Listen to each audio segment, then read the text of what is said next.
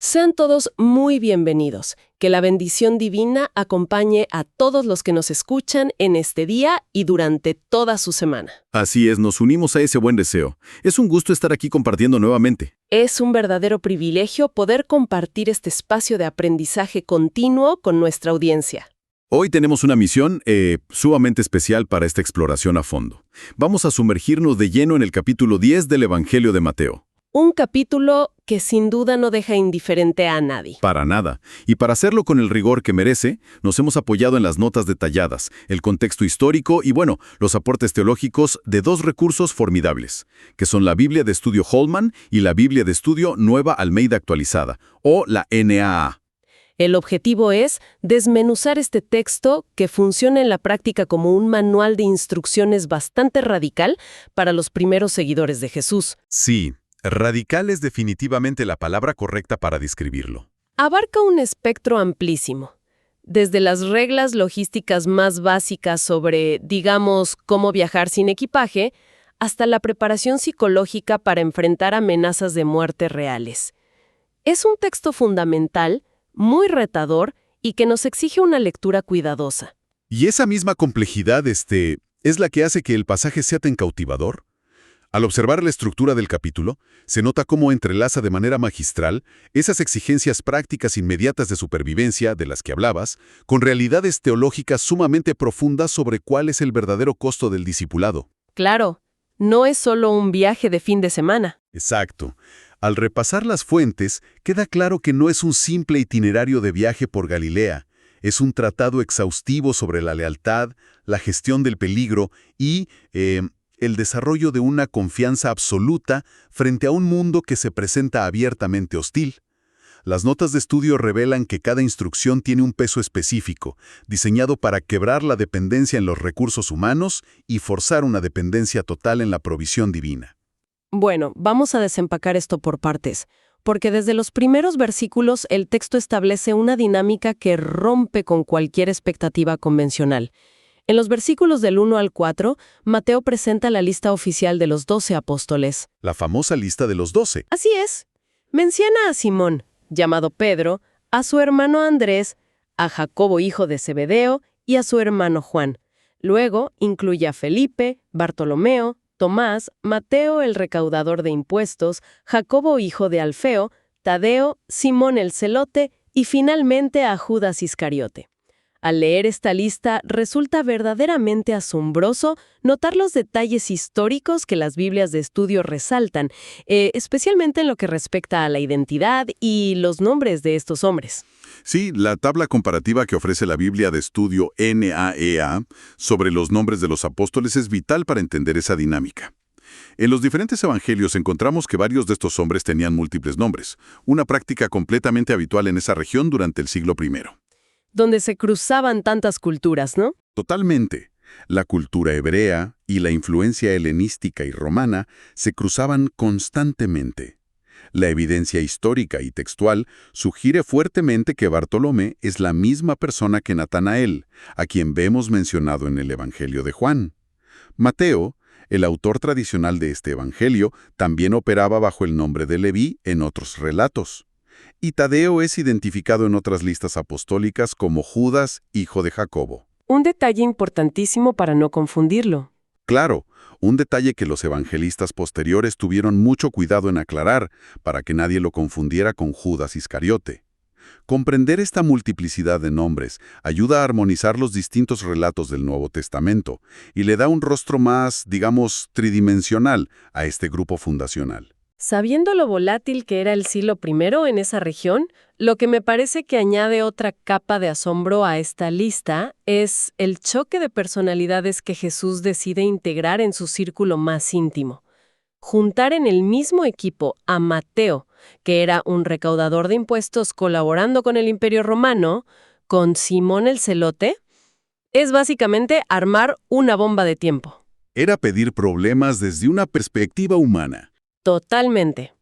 Ahora, es importante hacer una pequeña pausa aquí para nuestra audiencia y aclarar que al describir a los celotes o a los recaudadores de impuestos en este análisis, estamos reportando estrictamente el contexto histórico y político que detallan nuestras fuentes. No estamos tomando partido ni respaldando de ninguna manera estas posturas ideológicas. Es un buen apunte. Solo estamos viendo el escenario histórico. Así es. Dicho esto, históricamente, los recaudadores cobraban tributos a su propio pueblo para dárselos a una fuerza de ocupación extranjera. Por el otro lado, los celotes pertenecían a facciones políticas fervientemente antirromanas, conocidas por utilizar métodos revolucionarios y a menudo violentos contra la ocupación y contra los colaboradores. Cuesta dimensionar las tensiones ideológicas que debieron existir al compartir el pan o caminar juntos por kilómetros. Lo fascinante aquí es que esa tensión interna subraya un punto teológico central en el ministerio de Jesús. La decisión de formar un equipo tan improbable y políticamente opuesto demuestra de una manera muy tangible cómo la misión del reino de los cielos se posicionaba por encima de las divisiones sociales e ideológicas más insalvables de aquella época. Literalmente superando el odio político. Exacto. La lealtad a este nuevo mensaje logró unir a hombres que, bajo cualquier otra circunstancia histórica, habrían sido enemigos mortales. Al mismo tiempo, las notas de estudio señalan un detalle literario sombrío pero muy consistente en todas las escrituras, y es que Judas Iscariote, etiquetado perpetuamente como el que lo traicionó, es colocado siempre al final de todas las listas de los apóstoles. Como una marca imborrable. Sí, sirve como un recordatorio constante en la narrativa bíblica de que, incluso dentro de un grupo seleccionado con un propósito tan elevado y capaz de superar divisiones extremas, existía la vulnerabilidad de la traición interna. Y fíjate que esa vulnerabilidad interna se refleja casi de inmediato en la vulnerabilidad externa que se les exige en el siguiente bloque del capítulo. Las instrucciones de viaje que reciben para esta primera misión son sumamente restrictivas. Muy restrictivas. No era un viaje cómodo. Para nada. Primero se delimita el territorio. Es una misión a corto plazo enfocada exclusivamente en las ovejas perdidas de la casa de Israel, prohibiendo explícitamente entrar en caminos de gentiles o ciudades de samaritanos. El mandato de acción es colosal. Se les ordena sanar enfermos, resucitar muertos, limpiar leprosos y expulsar demonios, operando bajo la regla inquebrantable de que de gracia recibieron, den de gracia. Una exigencia enorme sin recibir pago alguno. Así es, pero la lista de restricciones de equipaje es lo que resulta verdaderamente radical. Se les prohíbe llevar oro, plata o cobre. No pueden llevar alforja para el camino, ni túnicas de repuesto, ni un par de sandalias extra, ni siquiera un bastón para apoyarse. Básicamente salen al camino sin la más mínima red de seguridad material. Aquí es donde las notas de la Biblia NEA nos arrojan mucha luz sobre el propósito de estas privaciones tan extremas.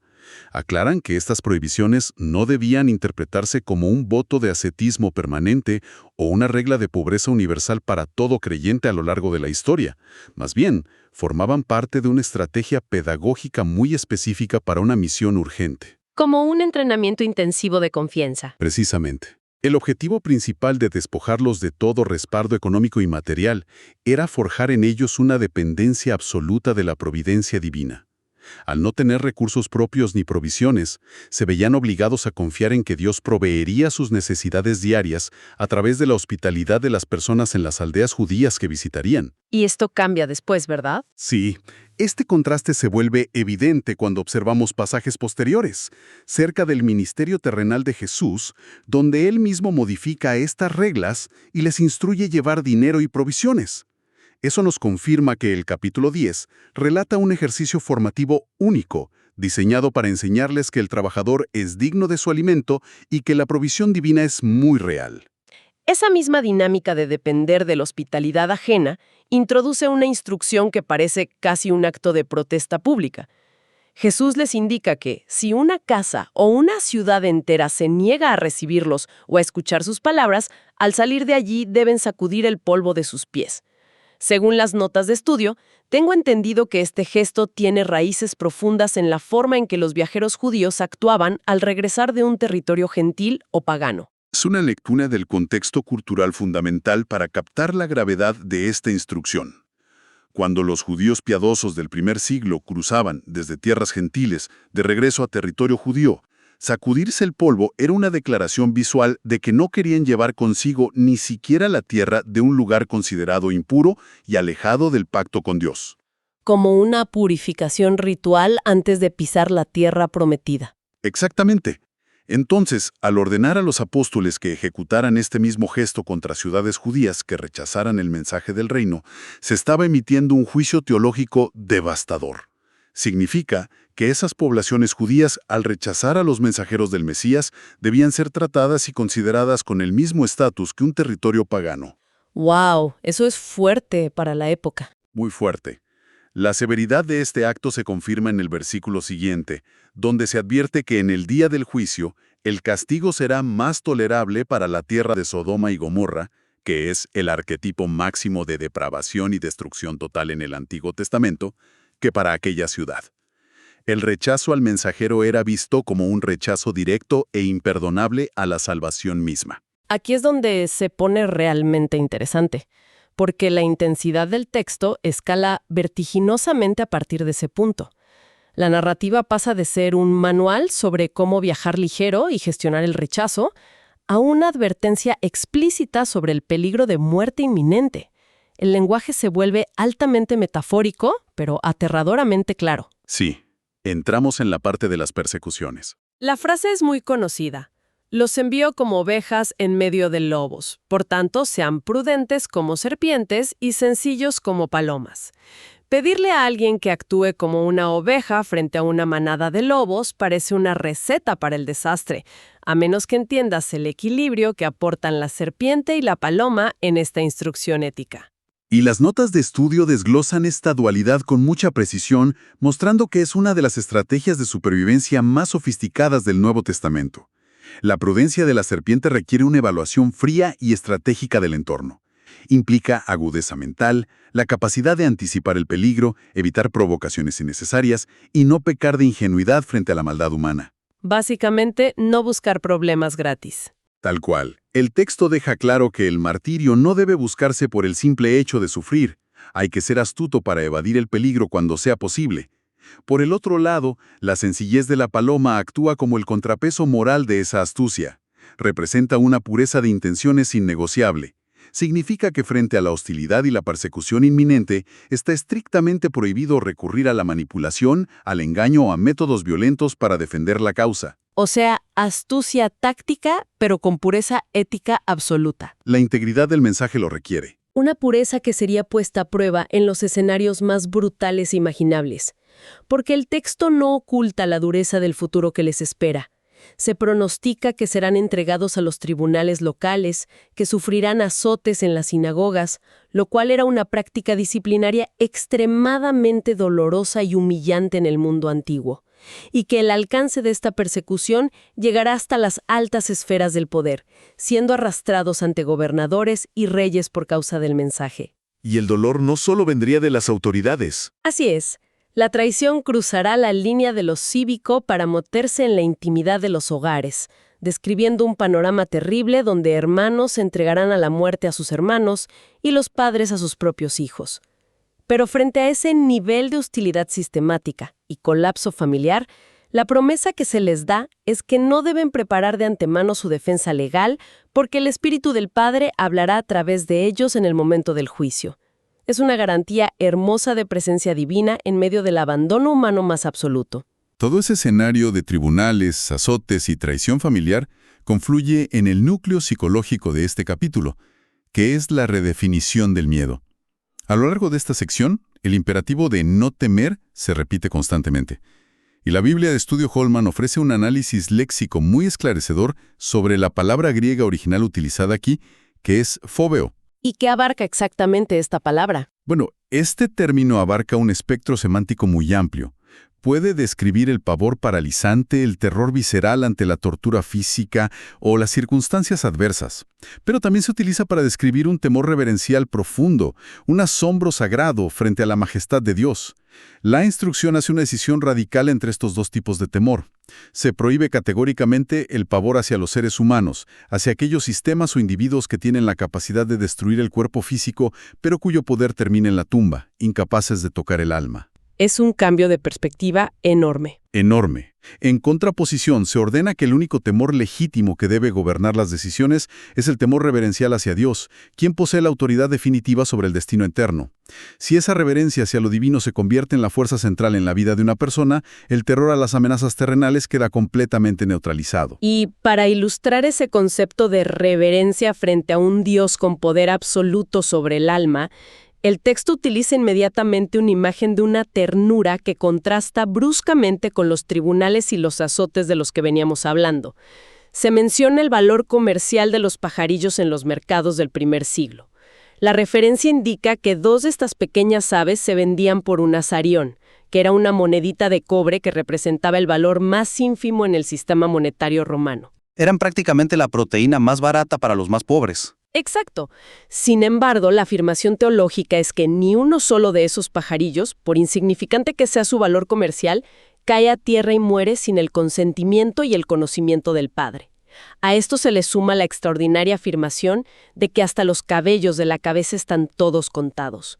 Es un nivel de conocimiento íntimo que, francamente, desafía la comprensión. Y representa una paradoja teológica de una belleza inmensa. Se exige un temor reverencial hacia un juez con poder absoluto sobre la eternidad y simultáneamente se ofrece el consuelo de un creador que ejerce un cuidado milimétrico casi obsesivo por los detalles más minúsculos de la existencia. La lógica argumentativa del texto es de menor a mayor. Si la providencia divina se extiende de manera tan cuidadosa sobre criaturas que la economía humana considera prácticamente sin valor, como los gorriones, el nivel de protección y valoración hacia los mensajeros comisionados para anunciar el reino es incalculable. Entonces la promesa no es evadir el dolor. Correcto.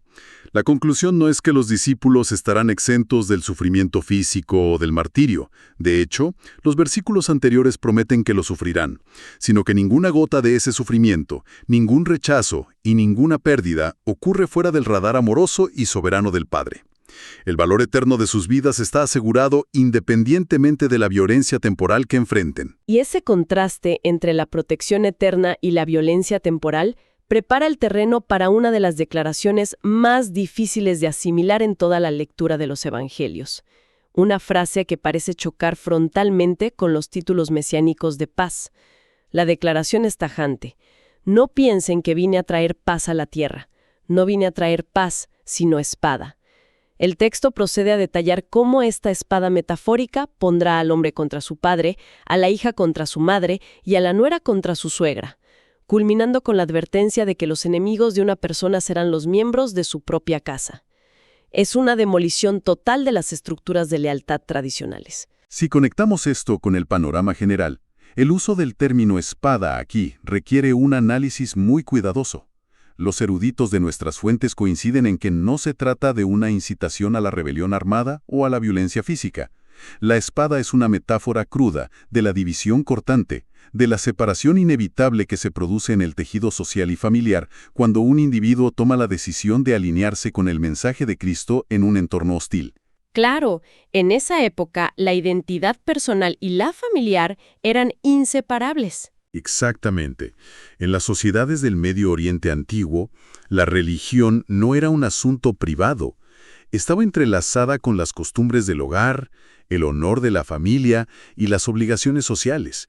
Por lo tanto, dar prioridad a las enseñanzas de este nuevo maestro por encima de las tradiciones milenarias del hogar iba a generar fracturas dolorosas y acusaciones de traición. La demanda es que la lealtad hacia este mensaje debe ser preeminente, superior a los lazos de sangre más sagrados. Si la devoción a la familia entra en conflicto directo con las demandas del discipulado, la lealtad familiar debe ceder. Y el nivel de esa demanda de lealtad alcanza su punto máximo con una metáfora que, lamentablemente, ha perdido gran parte de su peso en la modernidad debido a la historia del arte y la joyería. La instrucción dice, el que no toma su cruz y me sigue, no es digno de mí. Hoy en día, la cruz es un símbolo religioso universal. A menudo lo llevamos en cadenas de oro, pero en el momento exacto en que estas palabras fueron pronunciadas en el siglo I, carecía de cualquier connotación sagrada o estética. El impacto original de esa frase debió ser absolutamente escalofriante para quienes la escucharon por primera vez.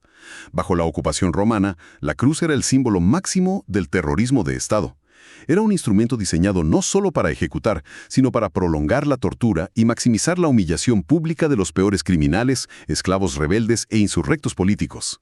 Un tema del que ni siquiera se hablaba en público. Exacto. Los ciudadanos romanos de alta cuna evitaban siquiera mencionarlo en conversaciones educadas por lo repulsivo que era. Entonces, exigirle a un seguidor que tome su cruz no era una invitación a soportar las pequeñas molestias cotidianas de la vida, como solemos interpretarlo hoy. Era una exigencia de rendición total.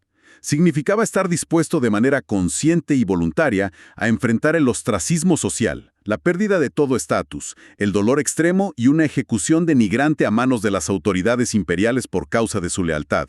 Implicaba dar por perdida la propia vida y renunciar a cualquier derecho sobre ella. Es un estándar de compromiso que aniquila por completo cualquier noción de confort material o seguridad social. Sin embargo, el capítulo no concluye en esta nota de sufrimiento absoluto. Para equilibrar el peso monumental de tomar la cruz, el texto cierra estableciendo un sistema de recompensas que otorga un valor eterno a los actos más pequeños de solidaridad. Se declara que cualquiera que reciba a un discípulo en realidad está recibiendo al Maestro, y por extensión está recibiendo al Dios que lo envió. ¿Hay un traslado de autoridad ahí? Totalmente. Promete galardones proporcionales a quienes ofrezcan hospitalidad a profetas o justos. Y finaliza con una promesa conmovedora. Dice que cualquiera que dé tan solo un vaso de agua fría a uno de estos pequeñitos porque es discípulo, de ninguna manera perderá su recompensa. Y ese cierre redefine quiénes son los verdaderamente importantes en esta nueva economía espiritual. Las notas de estudio hacen una distinción crucial al explicar la expresión «estos pequeñitos». No se refiere necesariamente a niños pequeños en edad, sino a los propios discípulos enviados en esta misión. Al salir sin dinero, sin equipaje de repuesto, expuestos al clima, vulnerables a los lobos sociales y rechazados por sus propias familias, estos mensajeros se han convertido a los ojos del mundo en los marginados, los significantes, los pequeños de la sociedad. Y la ayuda más básica cuenta. Sí, en ese contexto de extrema precariedad, un acto tan elemental y aparentemente intrascendente como ofrecer un vaso de agua fría a un viajero exhausto adquiere una dimensión cósmica. La lección es que la forma en que el mundo trata a los emisarios más vulnerables del mensaje es exactamente la forma en que están tratando a la deidad misma, y el registro de sus actos de compasión está garantizado en la eternidad. De la Biblia Holman y la NAA emerge una conclusión ineludible. Este texto desmantela por completo la idea de un discipulado diseñado para la comodidad personal, el éxito social o la seguridad financiera. Las instrucciones que hemos examinado trazan un perfil de vida que exige una vulnerabilidad radical frente al mundo material, una lealtad capaz de soportar la ruptura de los lazos de sangre más íntimos y una valentía dispuesta a enfrentar el terror de la cruz. Y todo sostenido por una confianza absoluta. Exacto, sostenido únicamente por la confianza en un Creador que en su infinito conocimiento tiene contados hasta los cabellos de la cabeza de quienes envía. Creo que toda esta deconstrucción del confort nos deja con una reflexión final sumamente provocadora para nuestra audiencia, algo para llevarse a casa. Hemos visto cómo la espada metafórica de este mensaje cortaba transversalmente las estructuras familiares del Medio Oriente antiguo, que eran el núcleo absoluto de pertenencia y seguridad de una persona en esa época. Pero nuestro contexto moderno e hiperconectado, donde nuestras tribus y comunidades a menudo ya no se definen tanto por lazos de sangre, sino por algoritmos, afiliaciones políticas, redes sociales y burbujas ideológicas digitales. Es un buen punto. Nuestras fuentes de seguridad han cambiado. Totalmente. Entonces, ¿cómo se vería esa misma espada de división actuando hoy? Si el mensaje original de Jesús traía una división tan tajante en el siglo I por su naturaleza radical, ¿hemos domesticado ese mensaje hoy en día? ¿Qué pasa cuando la integridad de este mensaje exige una desconexión, no de la familia biológica, sino de la tribu digital que nos otorga validación social, estatus y seguridad en el siglo XXI? ¿Estaríamos dispuestos a soportar el ostracismo moderno de nuestras propias comunidades elegidas? Es una reflexión fenomenal y muy retadora, que nos desafía a evaluar dónde residen verdaderamente nuestras lealtades más profundas en la era digital. Queremos expresar nuestra más profunda gratitud a todos los que nos han acompañado en esta exploración a fondo. Esperamos que recorrer los polvorientos caminos del siglo I y adentrarse en la tensión de estas advertencias haya sido una experiencia enriquecedora y reveladora para toda nuestra audiencia.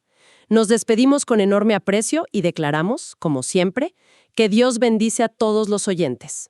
Así es, hasta la próxima oportunidad de aprender juntos.